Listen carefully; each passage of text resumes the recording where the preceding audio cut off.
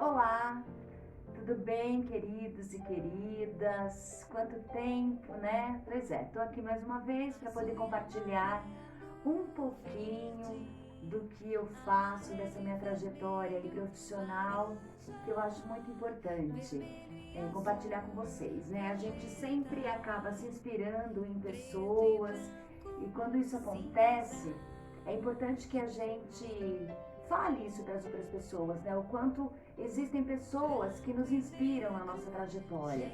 E não só adultos, né? Não só personalidades, mas crianças também, que é o meu caso. Eu sempre sou uma grande observadora das crianças, sempre fui. E é claro que a sala de aula, para mim, é um lugar onde as coisas acontecem, né? Onde tudo, na verdade, acontece. É de lá que eu tiro elementos para compor, para escrever histórias, para pensar em propostas para essas crianças, né? Para esse público que é tão potente, que é tão maravilhoso. Bom, vou compartilhar então um pouquinho dessa minha trajetória com vocês para que vocês possam entender de onde eu parti e até e onde eu estou agora, né? Bom, eu me formei no magistério em 93, nunca fui uma pessoa muito disposta a dar aula, eu sempre quis ir para o caminho das artes, né? Eu já tinha esse desejo desde muito pequena, mas acabei me enveredando aí para a educação contra a minha vontade. Em 96, eu me formei em 93 no magistério. Em 96, assim que eu saí de um emprego que eu estava, de um trabalho que eu fazia em São Paulo, acabei ficando sem emprego e acabei indo, né, tirando esse meu diploma do magistério lá da gaveta e fui procurar um trabalho. E fui para uma escola de educação infantil particular. Por lá eu fiquei um período e comecei a me apaixonar por esse universo, né? Mas eu não tinha naquela época, acho, tanta maturidade para entender as questões relacionadas à educação infantil, à criança, à sua primeiríssima infância, enfim. Eu não tinha essa maturidade. E aí, no decorrer do tempo, né, com as experiências que eu tive em outros segmentos voltados também à educação, eu comecei a construir então a minha trajetória de uma forma mais efetiva e consistente. Em 2000, eu comecei a trabalhar como coordenadora pedagógica na cidade que eu moro e por lá fiquei nesse cargo até 2011. Em 2011 eu acabei trabalhando na Secretaria de Educação Infantil com um outro cargo e me afastei ainda mais das crianças. Como coordenadora eu estava na escola, né? E como diretora pedagógica eu me afastei desse universo infantil. Então o meu trabalho era mais voltado com o adulto, né? E com as questões mais administrativas, muito embora a minha função fosse pedagógica. Eu fiquei por lá então nesse cargo até 2016 e sou muito grata pelas experiências que eu vivi nesse período, né? Experiências que marcaram muito a minha vida e que me fez com toda a certeza do mundo entender que o melhor lugar para Luciane, profissional, atuar é na sala de aula. Como eu disse, é de lá que eu tiro todos os elementos, tudo que eu preciso, não só para sobreviver nesse universo, como também para criar os meus trabalhos, hoje voltado muito para a arte, né? Bom, eu tive um choque muito grande quando eu voltei em 2017, porque como eu estava afastada há muito tempo, então eu não conseguia entender muito bem como era o funcionamento, né, na sala de aula, porque a gente trabalhando fora, a gente acha que a gente tem uma visão total e a gente não tem, a gente tem uma visão parcial. Quando a gente está na sala de aula de verdade, é que você vai percebendo o que funciona, o que não funciona, que estratégias você vai tomar, o que você vai ter que mudar para conseguir atingir os seus objetivos e ajudar aquela criança a se desenvolver plenamente.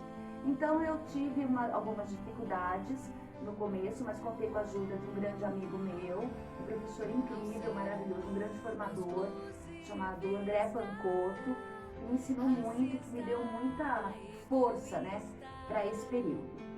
E eu também, é claro, sou uma eterna que vive, o que me impulsiona, na verdade, é essa busca que eu tenho, né, para enfrentar esses desafios e para conseguir atingir os meus objetivos. E eu comecei a buscar, não só nos livros, mas também comecei a voltar o meu olhar para a criança na sala de aula, a ouvir atentamente essa criança, a observá-la desde o momento que ela chega na escola até o momento que ela vai embora. O que gosta, o que não gosta, quais são as suas práticas, as culturas que elas já trazem de suas casas, como se relacionam nesse ambiente escolar, como se dá a interação entre elas e com os materiais, objetos, enfim, com a própria escola, né? O que ela traz para nos ensinar e os desafios que a gente tem que enfrentar e superar todos os dias. Bom, e o meu olhar ficou assim, muito apurado, e o meu ouvido também, graças a Deus, assim, né? A gente se aproxima da criança, então quando a gente dá voz para ela, é surpreendente, porque o que elas nos trazem são palavras e são situações que nos levam a pensar e repensar na prática e na vontade de transformar esse mundo para que elas vivam melhor, né? Então isso é maravilhoso. Bom, eu tenho muita coisa para falar, mas vou parar por aqui. Numa das minhas observações na escola, que me causou uma inquietude, algumas coisas que começaram a me dar um friozinho na barriga, que eu falei, opa, peraí, as coisas estão acontecendo e eu preciso entender isso. Num dia, numa proposta de arte, eu sentada na mesa com as crianças, enquanto umas brincavam no chão com objetos de largo alcance e outras pintavam. Uma delas falou assim, me empresta um lápis cor de pele? Aí a outra falou, eu não tenho. Aí a outra disse assim, eu tenho. E emprestou o lápis tão conhecido de todos nós que somos, né, de uma geração mais antiga, vamos falar assim, né? Que era muito comum falar isso. E aí eu falei, mas espera aí, eu acho que eu posso propor um diálogo sobre isso aí, uma discussão sobre isso. E eu comecei a falar, mas espera aí, de qual lápis você está falando? De que cor? Pro, é um lápis cor de pele, mas de qual pele? Vem aqui, ó.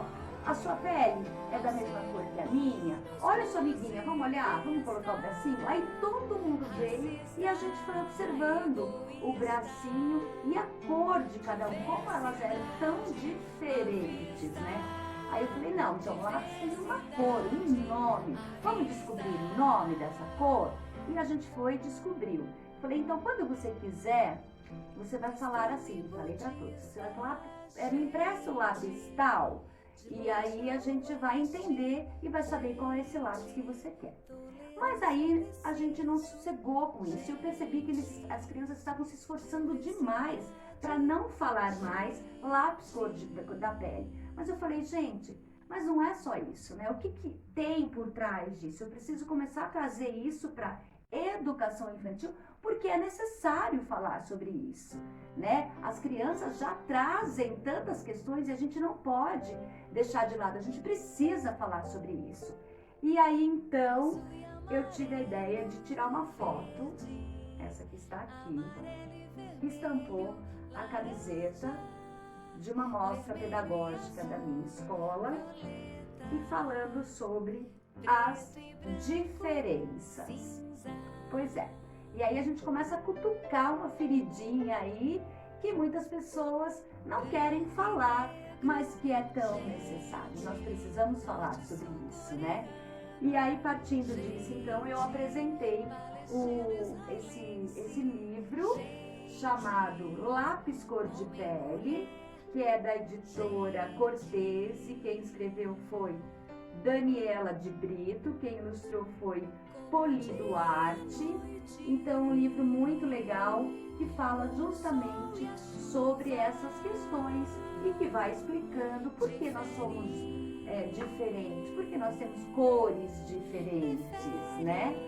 E então eu percebi que isso foi assim o início de uma revolução que começou a acontecer lá na minha escola. Bom, depois disso nós começamos a observar também que os coletores de lixo chegavam na nossa escola e eles falavam numa língua um pouco diferente da gente, né? Aí a gente começou a ouvir, eles estavam falando francês. Falei, opa, peraí, quem são essas pessoas? E nós começamos a estabelecer o contato, então, com os coletores, com o motorista desse caminhão que ia coletar o lixo na nossa escola toda segunda, quarta e sexta. E nós conseguimos, com isso, estabelecer uma relação íntima com os coletores, com o motorista, a ponto deles irem tomar café na nossa escola, a ponto da gente entrevistá-los, eles contarem sobre suas vidas, por que vieram na condição hoje de refugiado, por que estão como refugiados aqui no nosso país, quem são eles, suas famílias, o que faziam, de onde eles vieram, por que estão aqui, o que vieram buscar no nosso país. Começamos a acolher essas pessoas. E num dos momentos mais lindos da nossa escola foi o momento que eles participaram de uma proposta artística. E eles deixaram suas marcas gravadas na escola junto com as crianças. Eles se dividiram em grupos, cada um num grupo, e aí começaram a falar, ensinar palavras em francês para as crianças. As crianças começaram a falar com eles, né, no bonjour. E era uma festa toda segunda, quarta e sexta. Quando eles ouviam o caminhão chegando, eles largavam tudo que estavam fazendo na sala de aula e iam para o portão para poder abraçar, beijar, conversar com essas pessoas tão incríveis e tão maravilhosas. Uma experiência grandiosa que se perpetuou, não só na minha sala de aula, mas que contagiou a escola toda. E agora, nesse momento de pandemia e nas férias também, eu ainda encontro com eles, né? Porque eles fazem esse trajeto aqui do meu bairro, que fica na minha escola, e eles contam que quando eles passam pela casa das crianças, as crianças ainda saem correndo e vão lá cumprimentá-los, conversar com eles. Bom, eu tenho certeza absoluta o quanto isso foi significativo para as minhas crianças, para as crianças da escola toda e para essas pessoas, para esses seres humanos tão incríveis que são esses coletores, né, que nos ajudam tanto, que fazem parte aí de um serviço essencial. E eu comparo de verdade essas pessoas a um médico, a um dentista, a um advogado, a qualquer outra profissão. Se eles não existirem, como seria? Né? Como seria se todo o lixo da nossa casa ficasse por dias em frente à nossa casa? Então o trabalho deles é essencial e eles precisam ser acolhidos e valorizados. Bom, com isso eu fiz então o meu primeiro trabalho, que foi falando sobre diversidade, esse CD chamado Diversidade à Vista, que conta a história de uma família de capivaras que moram aqui num parque na minha cidade, pertinho da minha cidade, chamado Parque Estadual do Juqueri. E eles têm o pai e a mamãe, né? Eles têm 5 filhos completamente diferentes. Então a gente fala desse grande desafio que é educar os filhos de forma diferente. E nós, professores, de entendermos os nossos alunos também, de olhar a individualidade dentro de uma coletividade. Então isso é muito importante. E é um CD que eu ainda tenho bastante, eu ainda faço trabalho com ele, então ele conta uma história, né? Então eu começo contando uma história, paro, inicio uma música, continuo com a história, paro, inicio outra música. As músicas estão linkadas com a história. Então é um CD muito interessante, que vale a pena, quem não conhece ainda, conhecer e levar para a escola, porque é isso que eu acho que a gente precisa começar a entender. O discurso é maravilhoso, mas a prática precisa ser efetiva e a gente precisa se propor a isso. Bom, passado então esse trabalho com CD, que eu ainda continuo trabalhando, é claro, inclusive nesse nesse vídeo eu vou colocar de fundo uma das músicas que eu mais gosto, que tem nesse CD, que fala justamente sobre essa mistura. Quando eu falo mistura, mistura de tudo. Então, dessa diversidade que nós temos no nosso país, a gente tem na nossa escola. É muito importante que a gente leve isso para frente.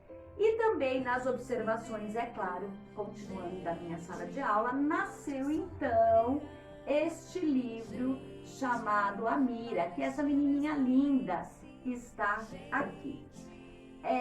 De uma situação que aconteceu na minha escola, eu comecei a observar também uma criança nova que acabava de chegar na minha escola e ela não estava sendo muito bem recebida, acolhida pelas colegas e pelos colegas. E eu precisei então iniciar um trabalho diferenciado para que houvesse essa interação e ela fosse estivesse totalmente integrada na escola.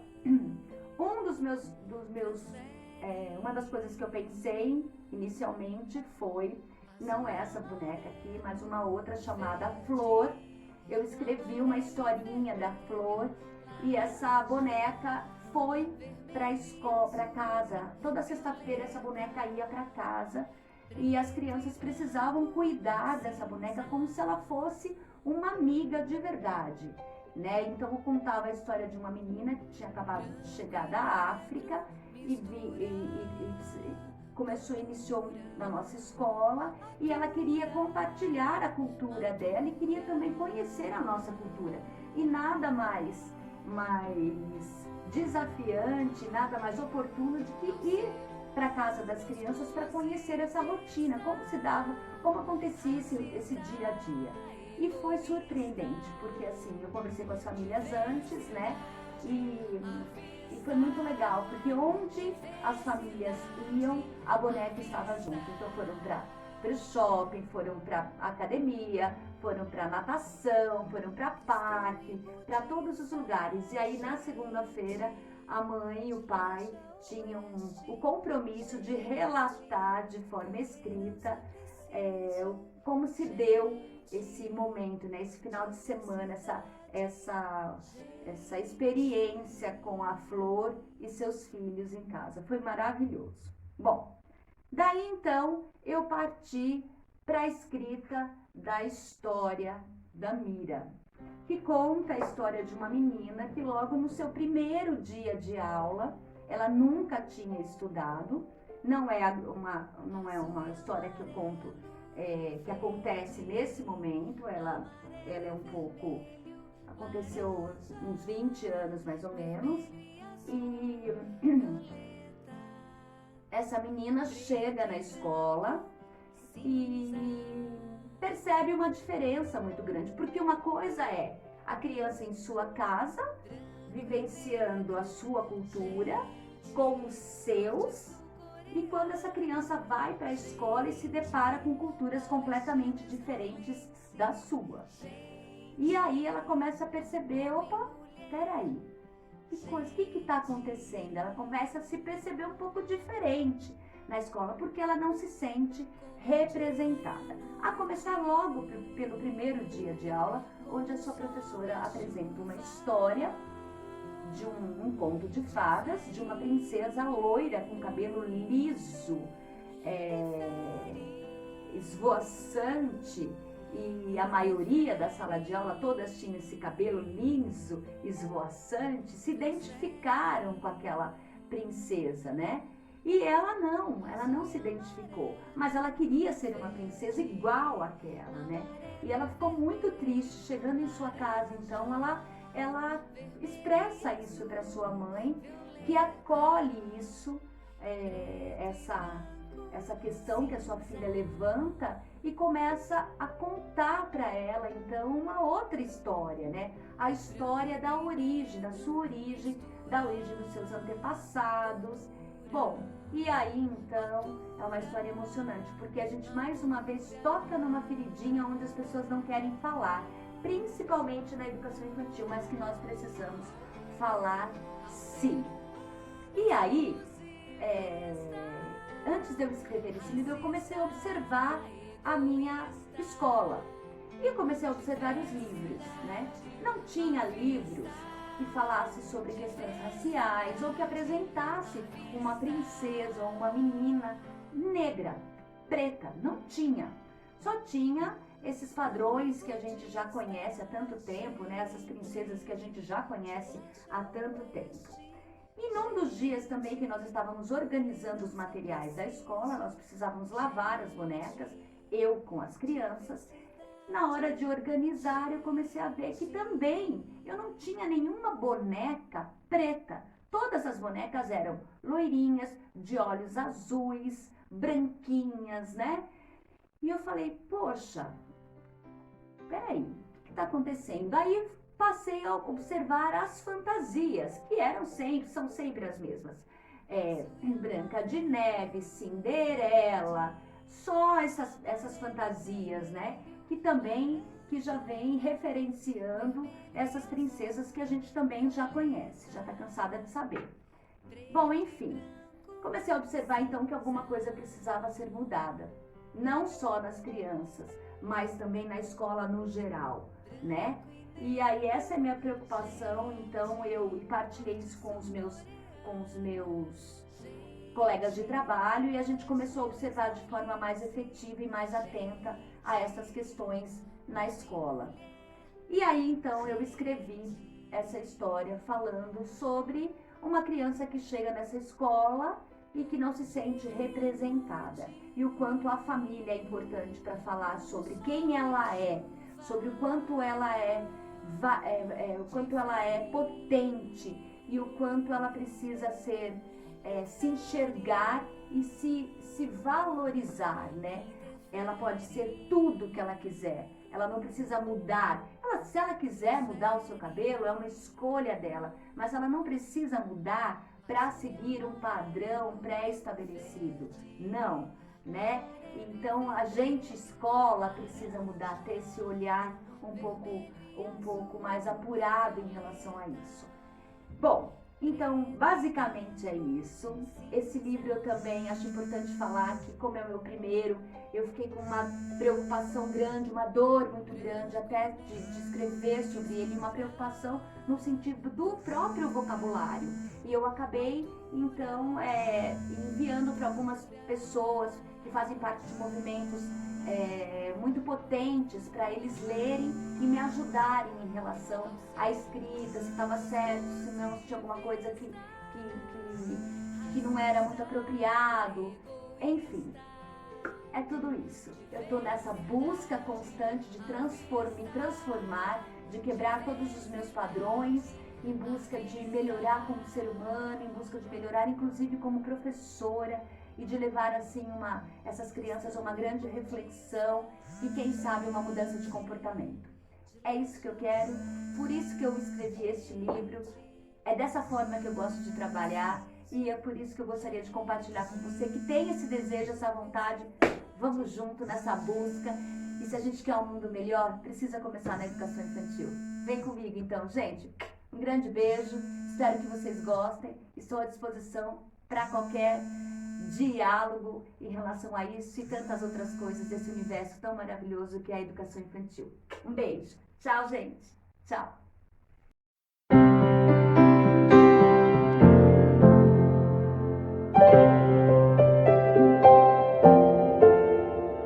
Azul e amarelo, verde, amarelo e vermelho, laranja, vermelho.